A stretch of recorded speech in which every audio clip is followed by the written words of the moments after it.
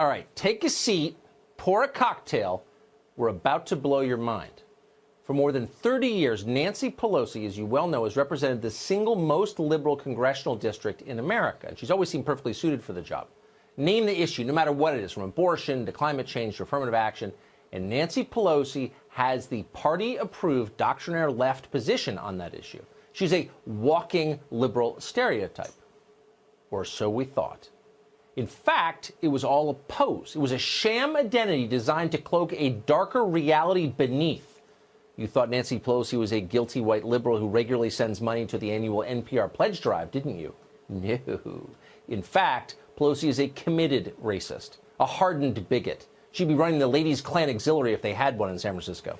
Kind of shocking, actually. How do we know this? Simple. Watch the way Nancy Pelosi dismisses fellow Congresswoman Alexandria Ocasio-Cortez. She likes to minimize the conflicts within her caucus between the moderates and the progressives. You have these wings, AOC and her group on one side. It's like 5 people. It's like 5 people. Actually, it's 4 people. But of course, a racist would get the number wrong.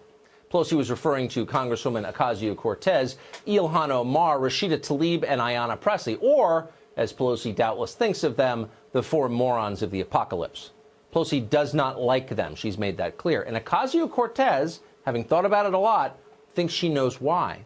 In a recent interview with the Washington Post, Ocasio-Cortez accused Pelosi of, quote, singling out newly elected women of color. Get it? Yeah. Pressed to explain herself later, Ocasio-Cortez noted that Pelosi has attacked these women of color despite, quote, knowing the amount of death threats that we get. I think it's just worth asking why. Yeah, okay. Well, that's a rhetorical question, obviously. She knows why. Why else would you imperil someone's safety? Well, because you wish them harm. Because you're a crazed bigot. According to Alexandria Ocasio-Cortez, that's who's running the Democratic Party right now. Quick, someone alert Al Sharpton in the Civil Rights Division at DOJ. We've got a racist third in line to the presidency. Maybe we're being too literal about this. What are the odds in real life that Ocasio-Cortez actually believes that Nancy Pelosi is a racist? Or that Joe Biden is a racist? Or for that matter, that Donald Trump is a racist? What are the chances she really thinks that? Probably about 0.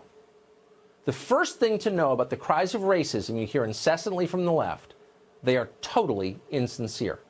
No one saying it actually believes it. The point isn't to get rid of racism. The point is to seize power, and it works. Denouncing someone as racist is a kind of rhetorical stun grenade. For a moment, the accused just stands there, off balance and looking bewildered. That's when you scoop up the loot and run. Grievance politics is a kind of smash and grab operation, and it's highly effective. It's no surprise that the left now justifies its entire political program in the name of fighting bigotry. America has been accused of racism, therefore we must, picket, give up our guns, empty our prisons, legalize drugs, give up the First Amendment, pay for someone else's abortion, tear down our borders. And by the way, we're not allowed to ask about citizenship on our census form because racism. See how it works? Yeah. The question is, how did Nancy Pelosi fall for this? She's been working this scam so long herself, you'd think she would have seen it coming, but apparently she didn't. Heather McDonald is the author of The Diversity Delusion, and she joins us tonight. Heather, nice to see you tonight. Are you surprised, having followed this whole line of argument for so many years and so closely, are you surprised that Pelosi and Biden, for that matter, are both being denounced as racist right now? No, it's hilarious, Tucker. I mean, let's take a moment to just savor this moment when the left turns on itself. Yeah, the left turns on itself, wielding the exact weapons that it wields against everybody else and accuses itself of racism. It's preposterous. But it's also a serious matter. I disagree slightly with you to say that people don't believe this. I think what we're witnessing is the most dangerous import from the academy into the real world. Students are taught from the moment they arrive on campus 2 things and 2 things only reliably, which is that the most important thing about themselves is their group identity, defined reductively by gonads and melanin, and that racism and sexism based on those characteristics are the defining features of American society. Taught to believe that when they face any kind of disagreement, they reflexively accuse their ideological opponent of bigotry and hate. And that works wonderfully on a college campus. You accuse a president of racism, He immediately crumples and orders another $1 million in diversity bureaucracy. You accuse a corporation of racism, and it folds, as we saw with Nike and the preposterous claim that the Betsy Ross flag is racist. It works with politicians, with Biden repudiating his justified support for the '94 federal crime bill that saved thousands of minority lives. The question is it going to work on the rest of us? And if it does, Tucker, civil society is over, because this is a totalitarian power play. It is an attempt to shut down any kind of dialectical search for truth and to occupy the sole allowable ideological ground. And that's a recipe for a society to halt dead in its tracks and go in reverse. Because it's not really an argument. I mean, no one's making the case. And by the way, this eliminates the need to make the case. You don't actually have to convince anybody of anything. If you're doing it to fight racism, it's a moral imperative, and everyone else can just shut up and obey. You know, there's been political disagreements long before identity politics.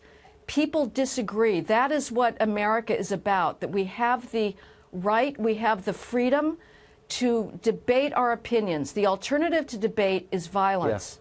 It is an act of narcissism to think that everything is about yourself, to immediately say, well, it must be because of my gender and race that I'm being disagreed with, and you must be a bigot to disagree with me. No, that is not the case. These are issues that deserve to be threshed out in the public forum.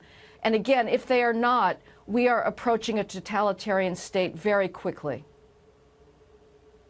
And so this is a much longer conversation, but in the short time, 30 seconds that we have, would you recommend what course of action for normal people? Ignore these slurs for the kind of cynical politics that they are? Or how should your average person fight back against this totalitarianism? Well, the average person has to simply reject the racism charge. All of us have to start working on alternative explanations for our reality. Racism is no longer the predominant characteristic of America, if it ever was. It was a part of it. It was never the defining feature, but it certainly is not. This still remains a land of opportunity. The alternative explanation is that there are profound behavioral differences, choices that individuals make that determine social outcomes. We have to fight back against this narrative, Tucker, because if they win, we lose our civilization, we lose meritocracy, and we lose freedom.